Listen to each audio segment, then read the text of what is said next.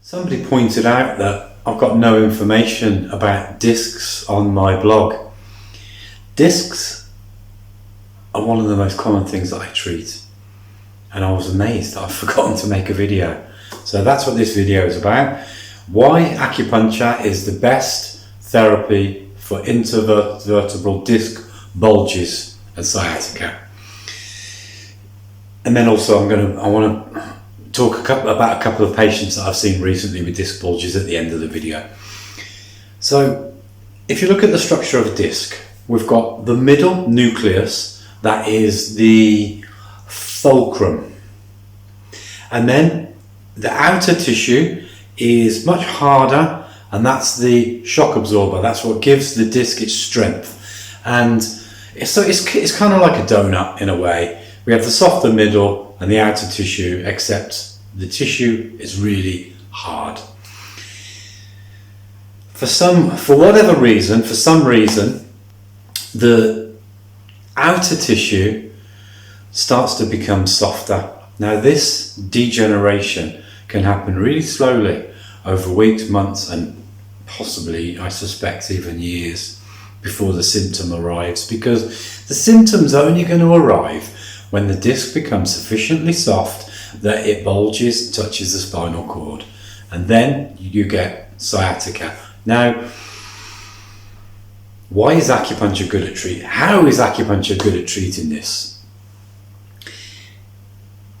In acupuncture, behind every anatomical and physiological process, we've got an energy, electromagnetic energy, and the disc is no different.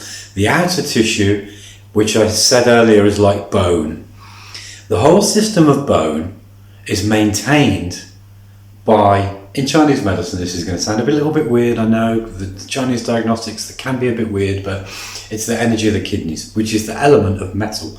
Metal is hardness, yeah, and it's white, it's the colour white, and it's dryness as well. So this is where dry as a bone comes from, the expression.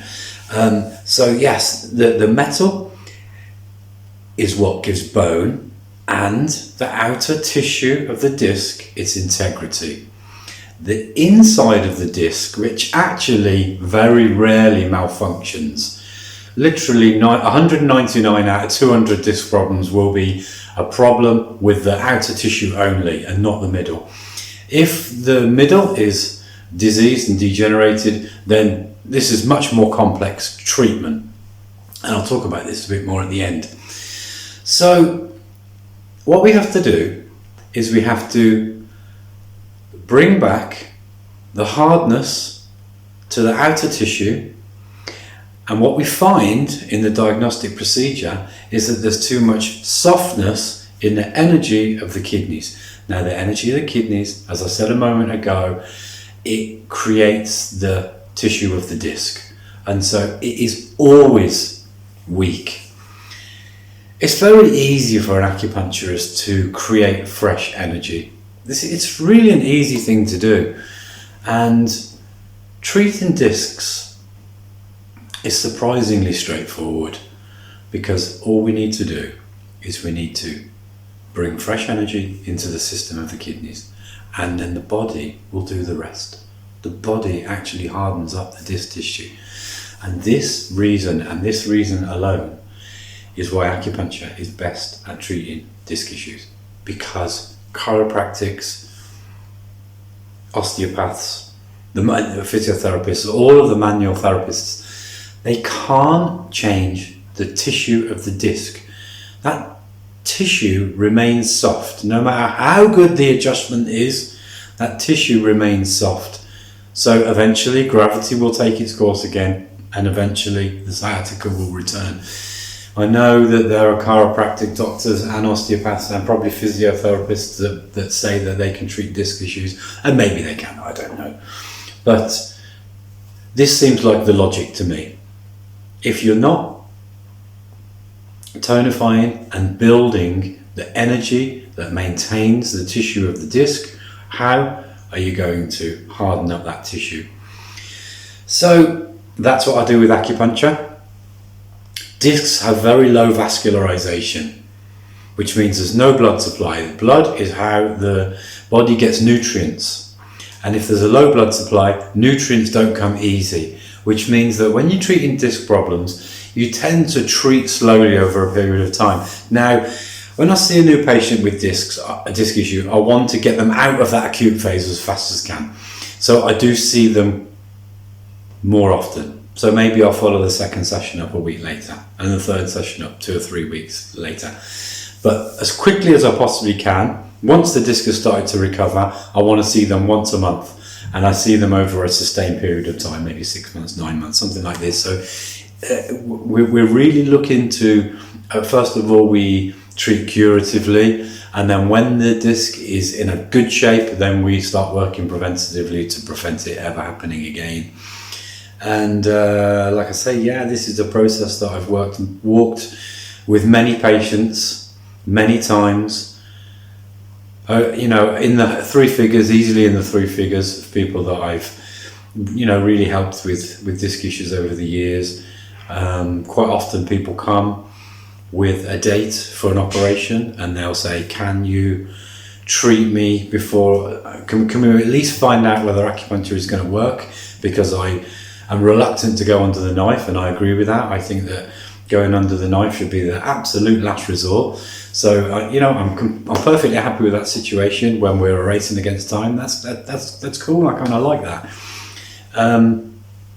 So yeah, if you've got any, with any of these videos, if you watch them, if you have any questions, I'll always leave the comments open, and you can log into YouTube and you can make a comment and ask a question, because I don't know if I cover all the nuances in these videos. Who knows? I might forget to say something.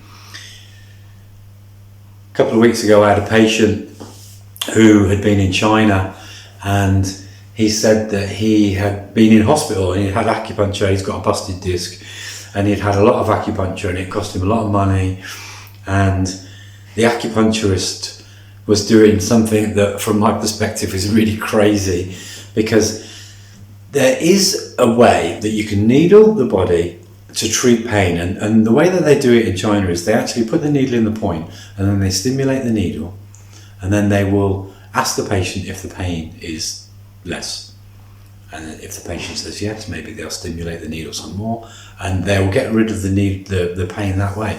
But this is absolutely absurd when it comes to a disc. You can't harden up the disc tissue overnight. So this practitioner in China was, I'm not so sure. But this guy came to me, fair play, he gave acupuncture a second chance, and that's good, I appreciate that. And he said, look, I'm a little bit upset, I've given this guy a lot of money, he hasn't done anything, my disc is still wrecked. And I said to him, give me 3 sessions. Now, he gave me 1 and then cancelled. And the reason I'm bringing this up in a video is because I just don't want you to do that.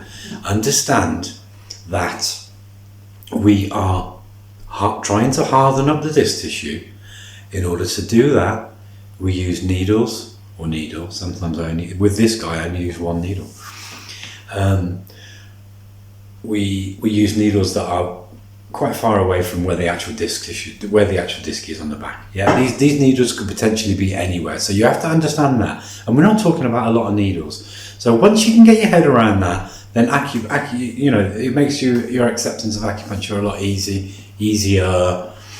Once you get your head around the fact that the needles are in pretty random places, most of the points are below the elbows and below the knees. I also saw a patient maybe a month ago.